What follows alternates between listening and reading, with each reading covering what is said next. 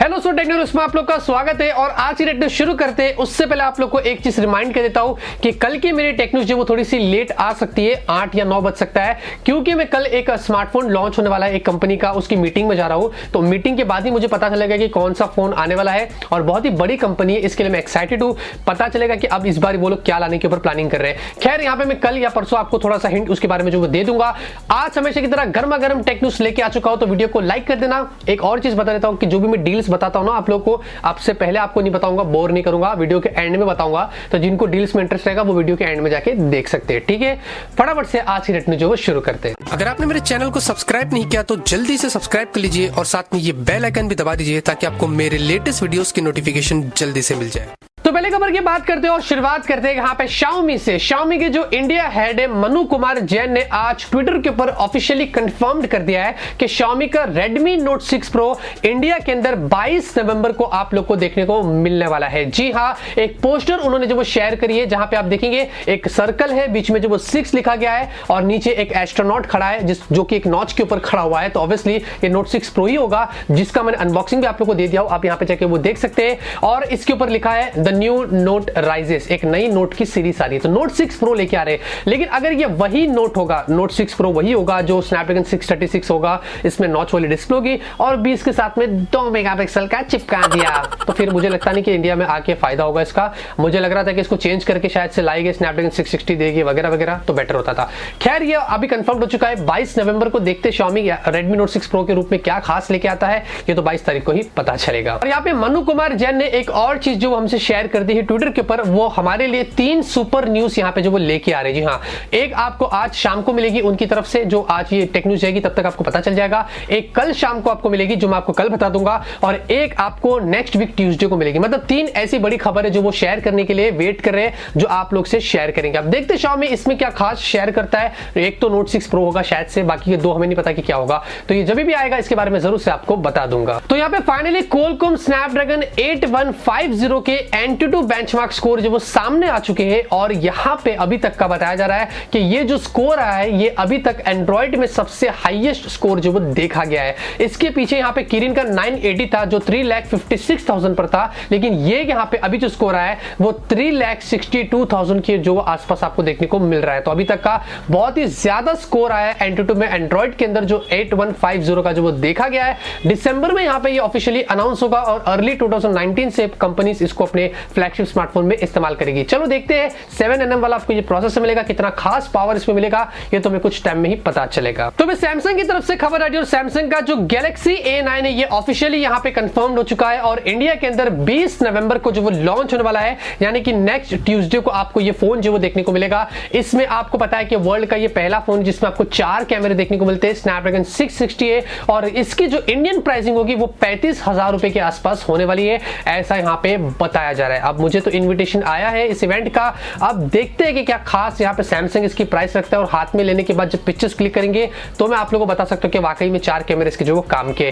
तो यहाँ पे देखते हैं जो भी आता है इसके ऊपर मैं आप लोगों को जानकारी देता रहूंगा। तो यहाँ पे साइंटिस्ट ने एक बहुत ही बड़ा जो वो ब्रेक थ्रू कर दिया है एस्टन यूनिवर्सिटी यूके के अंदर, जहां पे ऐसा बताया जा रहा है कि आप लोगों के मोबाइल फोन्स की बैटरी जो होगी वो यहाँ पे 60% और यहाँ पे जो वो बढ़ाई जा सकती है। मतलब 60% आपकी बैटरी अभी लेस कंज्यूम होगी इस टेक्नोलॉजी से, और इस टेक्नोलॉजी को बोलते हैं कोड ऑफ लोडिंग। अब इसमें क्या होता है कि यहाँ पे जो भी एप्लीकेशन आप अपने फोन्स में अभी जो वो इस्तेमाल करते हैं, ऑब्वियसली वो आपके मोबाइल के कंपोनेंट्स का इस्तेमाल करता है, इसके द्वारा ही आप एप्लीकेशन यूज कर सकते हैं, हार्डवेयर से ही वजह से आप सॉफ्टवेयर का इस्तेमाल करते हैं ऑब्वियसली। लेकिन अभी यहाँ पे साइंटिस्ट क्या कर रही है कि ये जो एप्लीकेशन आप यूज करते हैं इसको डायरेक्टली क्लाउड में एग्जीक्यूट कर रहे हैं, ताकि एप्लीकेशन जो यूज होगा वो मोबाइल के कंपोनेंट इस्तेमाल नहीं करेगा बल्कि सीधे क्लाउड में चलेगा, और क्लाउड में जब चलेगा तो ऑब्वियसली आपकी मोबाइल की बैटरी सेफ रहेगी।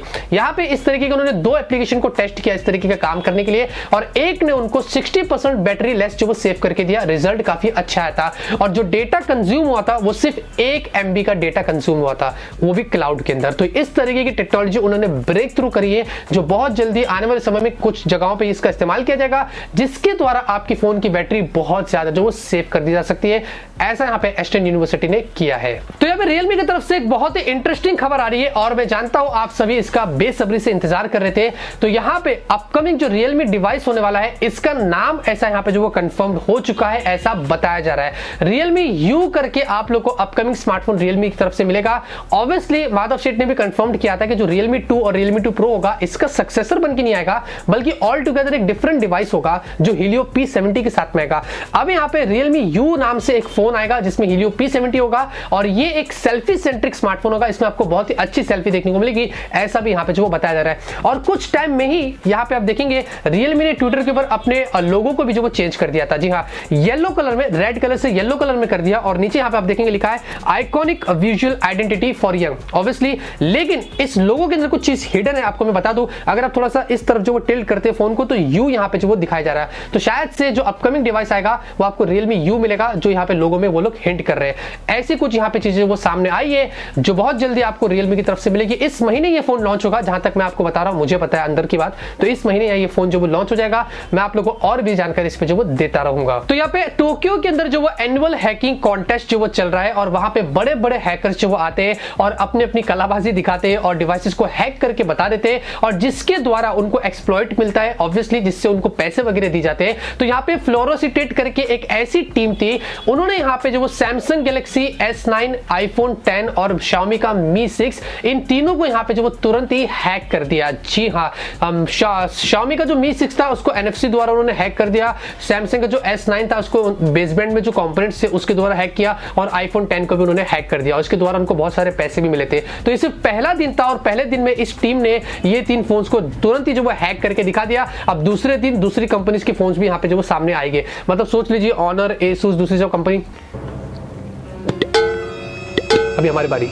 तो यहाँ पे जियो, आइडिया, एयरटेल और वोडाफोन, यहाँ पे अक्टूबर के महीने की इनकी जो वो रिपोर्ट जो वो सामने आ चुके हैं ट्राई की तरफ से, और यहाँ पे किसने सबसे ज्यादा डाउनलोड और अपलोड स्पीड अचीव किया है, ये यहाँ पे जो वो खुलासा हो चुका है। अक्टूबर के महीने में जियो ने यहाँ पे 22.3 MBPS की जो वो डाउनलोड स्पीड को टच किया है, जो बहुत ही बड़ी बात है।